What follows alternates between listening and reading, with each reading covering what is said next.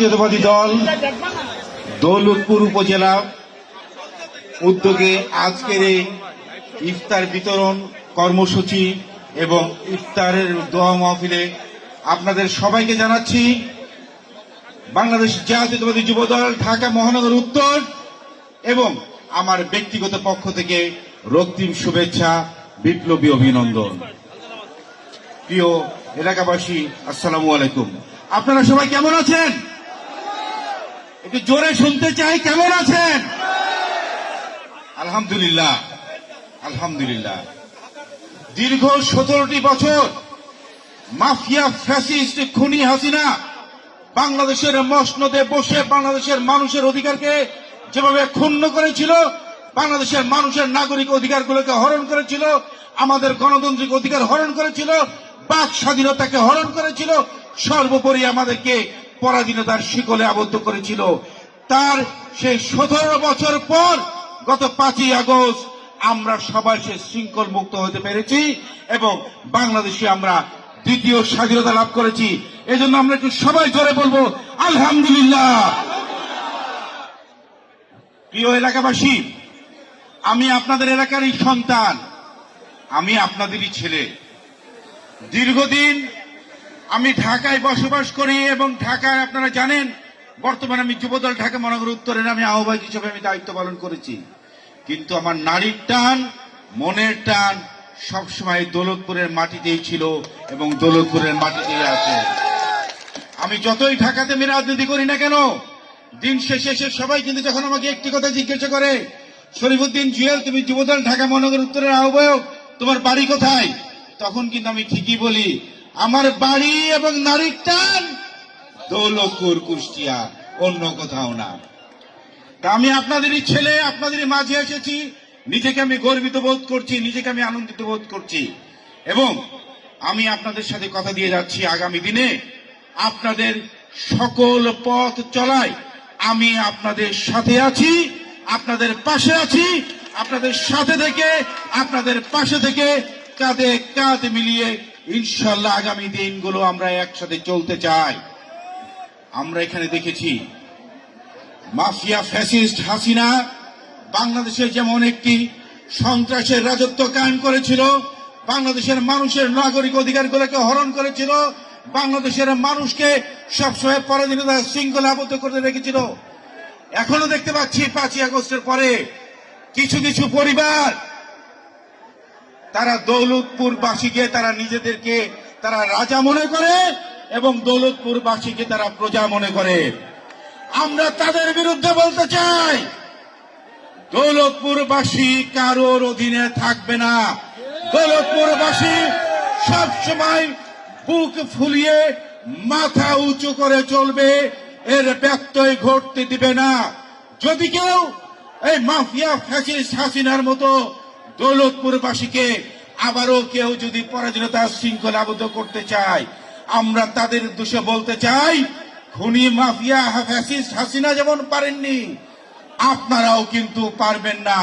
এবং আপনাদের বিরুদ্ধে যদি লড়াই করতে হয়, দৌলতপুরবাসীকে নিয়ে আমিও লড়াই করার জন্য প্রস্তুত আছি এবং দৌলতপুরবাসীকে কারো কাছে মাথা নত করতে দিব না, পরাধীনতায় কারোকে শৃঙ্খলাবদ্ধ হতে দিব না।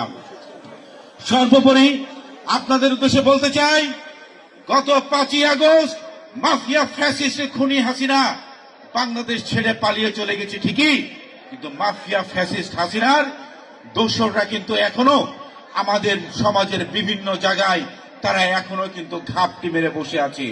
অনেকে কিন্তু গিরগিটি যেমন ক্ষণে ক্ষণে রং বদলায়, সেই মাফিয়া ফ্যাসিস্ট হাসিনা দোসররা এখনো কিন্তু গিরগিটির মতো রং পাল্টিয়ে সমাজে আজকে বিভিন্ন জায়গায় তারা থেকে আজকে বিভিন্ন ভাবে তারা বাংলাদেশের বিরুদ্ধে, বাংলাদেশের জাতীয়তাবাদী দল বিএনপির বিরুদ্ধে এবং আমাদের নেতা বিএনপির ভারপ্রাপ্ত চেয়ারম্যান জনাব তারেক রহমানের বিরুদ্ধে ষড়যন্ত্র করে যাচ্ছে। আপনাদের সবাইকে সেই ষড়যন্ত্রের বিরুদ্ধে সতর্ক থাকার, সজাগ থাকার আহ্বান জানাচ্ছি এবং বলে যেতে চাই, মাফিয়া ফ্যাসিস্ট হাসিনা দোসররা বাংলাদেশের যেখানেই থাকুক না কেন, যে কর্নারে থাকুক না কেন, আমরাও তাদের বিরুদ্ধে দুর্বার ভাবে আমরা সে হাতিয়ারগুলো আবার তাই থেকে তুলবো ইনশাআল্লাহ। সর্বোপরি আপনাদের উদ্দেশ্যে আরেকটি কথা বলতে চাই, ডক্টর ইউনূস সাহেবের নেতৃত্বে অন্তর্বর্তীকালীন সরকারের উদ্দেশ্যে বলতে চাই, একটি অন্তর্বর্তীকালীন সরকারের প্রধান দায়িত্ব হচ্ছে সেই দেশে একটি সুষ্ঠু অবাধ গণতান্ত্রিক পরিবেশে নির্বাচনের ব্যবস্থা করা। কিন্তু অত্যন্ত দুঃখ পরিতাপের বিষয়, আজকে 17টি বছর পার হয়ে গেছে, মাফিয়া ফ্যাসিস্ট হাসিনা যেমন নির্বাচন দিতে অনীহা প্রকাশ করেছে, আজকে ঠিক তেমনি হাসিনার মতো সেরকম ডক্টর ইউনূসের নেতৃত্বে অন্তর্বর্তীকালীন সরকারের একটা কিছুটা হলো পদধ্বনি শুনতে পাচ্ছি। তারাও এখন নির্বাচনের কথা বললে, হাসিনা যেমন আগে নির্বাচনের কথা বললে উন্নয়নের কথা বলতো, এখনো দেখতে পাচ্ছি হাসিনার সুরের সুর মিলিয়ে নির্বাচনের কথা বললে ডক্টর ইউনূসের উপদেষ্টা এখন সংস্কারের কথা বলে। আপনাদের উদ্দেশ্যে বলতে চাই, বেশি দিন হয়নি, মাত্র 7 মাস আগে হাসিনার কি করুণ পরিণত হয়েছিল আপনারা দেখে নিন।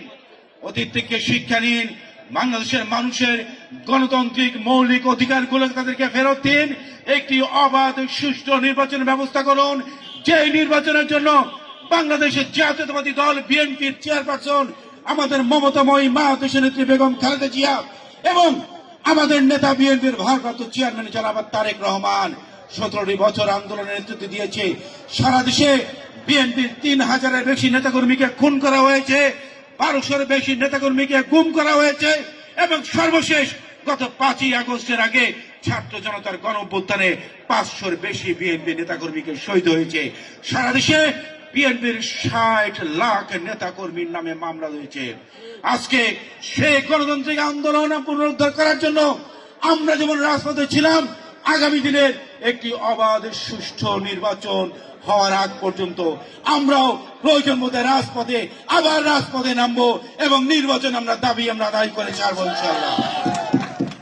সর্বশেষ, যাদের হাত ধরে বাংলাদেশের জাতীয়তাবাদী দল বিএনপি দৌলতপুর উপজেলা প্রতিষ্ঠিত হয়েছে, যারা বাংলাদেশের জাতীয়তাবাদী দল বিএনপিকে যারা দৌলতপুরের প্রতিষ্ঠা করেছে এবং শহীদ প্রেসিডেন্ট জিয়াউর রহমানের 19 দফা কর্মসূচিকে যারা বিএনপিকে দৌলতপুরে যারা প্রতিষ্ঠা করেছে, আমি সেই সকল নেতৃবৃন্দকে আমি কুর্নিশ সালাম জানাই, তাদেরকে আমি শ্রদ্ধা জানাই এবং সেই নেতৃবৃন্দদের নাম আমি বলতে যাচ্ছি।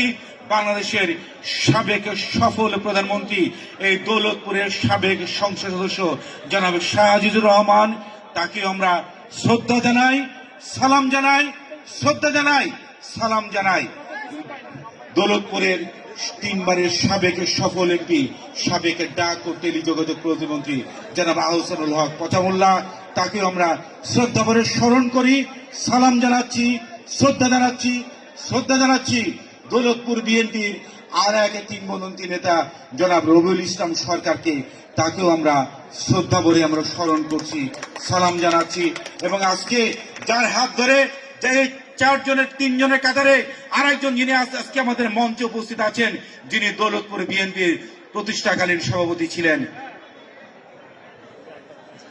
জনাব আলহাজ আলতাফ হোসেন চাচাকেও আমরা সবাই সালাম জানাচ্ছি এবং আলহাজ আলতাফ হোসেন চাচার আমরা দীর্ঘায়ু কামনা করছি।